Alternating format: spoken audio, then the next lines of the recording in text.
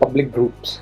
So we have been seeing in previous videos that sharing criteria and manual sharing. We have seen this drop down of saying public groups. So what exactly public group means?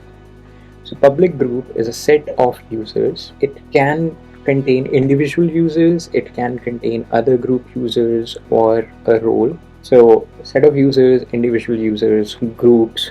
Think of it in a very similar fashion, like you have a distribution list. Let's take an example of a WhatsApp group. So in a WhatsApp group, you add multiple participants, right? You add members to the WhatsApp group, and all of them then whatever message you send, all of them receive. Similarly, think of public group. So you add multiple users to the public group, and then you can use this public group in any of those options. So you can use it in your sharing criteria.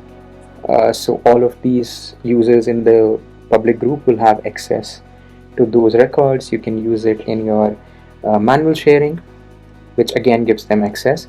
You can use it in your emails, and you can use it anywhere else where it lets you select the public groups. That's the usability of having public groups in Salesforce.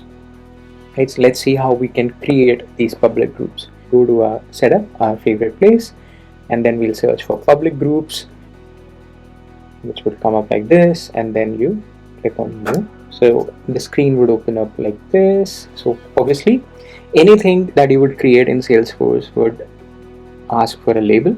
So let's say I'll call it training group, and whatever name you'll give it, as always, Salesforce would automatically create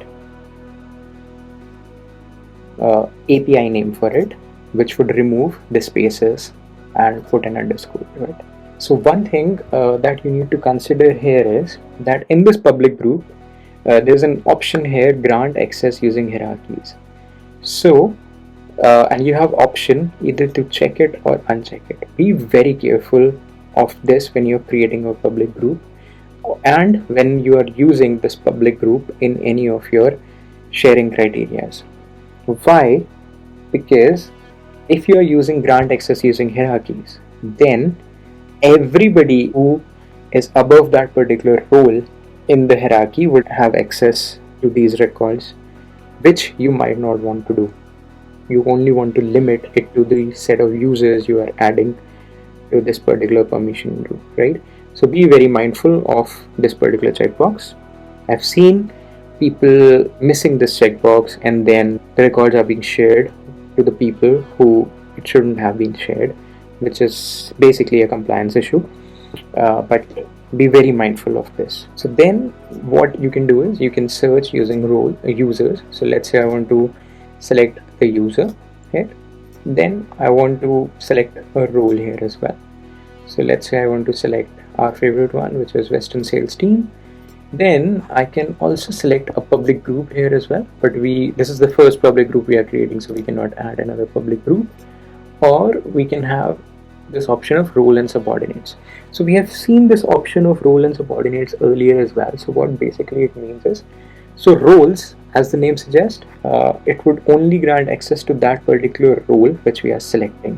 When it says role and subordinates, so anybody who is below that particular role would also get access if we select role and subordinates. So this is the difference between the two, role and subordinates. So be very careful with what you select, role or role and subordinates. So if let's say I select here Sales Director UK using role and subordinates, then automatically Team Member UK and Team Lead UK would get access to it as well.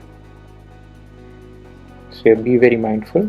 And delegated groups, since we don't have any other groups right now, that won't work. And then you just click save, right? See, here it gives you a pop-up as well. Manager of group members will not have access to the records shared with this group unless they have access to other means. Are you sure you want to continue?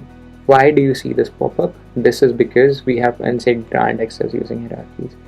So what it means is managers of the group members will not have access to the records shared with this group.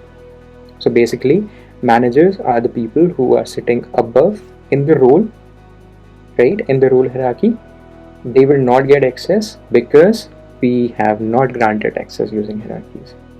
So click OK here, and then your group is created and you can use it anywhere. Similarly, if you create another one this time, you would see the public group coming up here. So as many groups are there, you can select multiple groups together and then also share it. So you can create a group of groups as well. So that's what public group is. And the most important thing I've already told you is grant access using hierarchies.